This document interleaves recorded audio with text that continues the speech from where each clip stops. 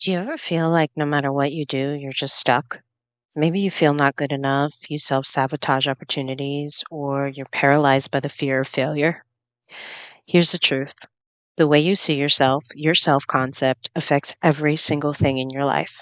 But don't worry, because today I'm going to walk you through how to improve your self concept step by step. We tackle the things that hold you back, make it practical, and help you create real change. So let's take this journey together. And remember, this isn't about perfection, it's about progress. First, let's break down what is self concept. Your self concept is essentially a story you tell about yourself, your beliefs about who you are, what you're capable of, and what you deserve. If you believe, I always mess things up, or I'm not good enough to succeed, those beliefs aren't just thoughts. They're a blueprint for your reality. Your actions and emotions will always align with that story, whether it serves you or not. On the flip side, if you believe I am capable or I am worthy of love and success, then that becomes your reality instead. The great thing about self concept is that it's not fixed. You can change it at any time. But first, we need to identify what's holding you back. Let's talk about the real struggles, the pain points that keep so many of us stuck in negative self concept. First one, limiting beliefs.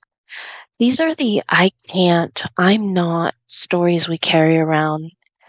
Maybe you think, I'm not smart enough to start my own business, or I can't find love because I'm too much, or not enough. These beliefs didn't come out of nowhere. They're often shaped by the past experiences, childhood programming, or what society tells us about who we're supposed to be. Self sabotage. How often have you stopped yourself from pursuing an opportunity because deep down you didn't believe you deserved it? Or maybe you started something but gave up halfway through, telling yourself, this isn't going to work anyway. Self sabotage is your subconscious keeping you in your comfort zone, even when that comfort zone feels like a trap. Fear of failure. This is a big one. So many of us don't even start because we're afraid of falling flat on our faces. Maybe you've tried something in the past and it didn't work out, so now you're convinced yourself, why bother? But here's the thing: failure isn't the enemy, it's feedback. It's part of a process. The fear of failure can keep you stuck for years if you let it. We'll come back to this later because overcoming this fear is key to improving your self concept. How many times have you based your worth on what someone else thinks of you? Whether it's approval from a partner, friends, or strangers online, relying on others for validation leaves you feeling empty when it doesn't come, right? External validation is just exhausting, isn't it? Next one, fear of change. Growth is uncomfortable because it forces us to step into the unknown. Even if you're unhappy where you are, it's familiar, and that familiarity can feel safer than the risk of becoming someone new. Now that we've identified some of these pain points, let's focus on what you can do to change your self concept starting today. Step one, self awareness. That's the first step. You can't change what you're not aware of. So let's start by asking yourself, what beliefs about myself are holding me back? When did I start believing this? Is this belief even true? Write these down. Journaling is a powerful tool because it brings subconscious thoughts into the light where you can see them for what they are. Remember, awareness is not about judgment. It's about understanding yourself. Step two, rewrite your narrative. Once you've identified those limiting beliefs, it's time to rewrite that story. So a practical example would be, if you think I'm always going to fail, replace it with, I'm resilient and every setback teaches me something valuable.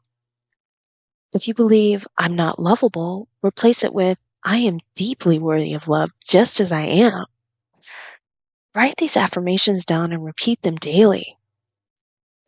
Say it like you mean it, especially when your old beliefs try to creep back in. Over time, your subconscious will start to accept these new truths. Next, you want to embody your ideal self. Ask yourself, what would be the best version of me? How would they show up in the world? If you want to feel confident, start by dressing, speaking, and acting like the confident version of you. Even small actions like making eye contact or standing taller can make a huge difference. I recently read this book, Just One More, and in this book, it explains do one more tiny action to get to your goal. Make one more call. Get up and go a little bit further. One more step. One more weightlifting activity. One more thing. It's the tiny little activities that show your mind you mean business. And when you're consistent, things start to change. Next one, overcoming the fear of failure. Okay, so we circle back to fear of failure because this is the huge block for so many people. So here's the reframe. Failure is not the opposite of success. It's part of success. Every successful person you admire has failed probably more times than you know. When you shift your perspective on failure, you stop fearing it. Instead of asking, what if I fail? Ask yourself, what could I learn if I try? Every attempt moves you closer to becoming the version of yourself who succeeds. Daily practices to reinforce change. Change takes consistency.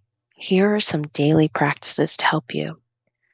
Start your day with affirmations. Speak them out loud with feeling. Spend 5 minutes visualizing yourself as the version of you who has already succeeded. Next, practice gratitude and celebrate small wins and remind yourself of how far you've come. The key to lasting change and is self-compassion. So finally remember that improving your self-concept is not about being perfect. It's about progress. You're going to have moments of doubt, and that's okay. Be kind to yourself. Growth is messy, but it's worth it.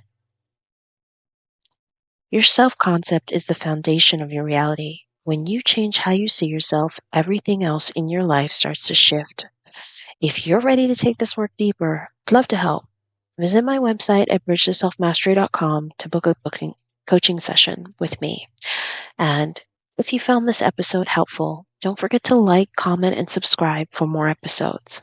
Let me know in the comments, what's one belief about yourself you're ready to rewrite today? I'd love to hear from you. This is Cindy, reminding you that you are capable, worthy, and more powerful than you know. Let's rewrite your story, one belief at a time.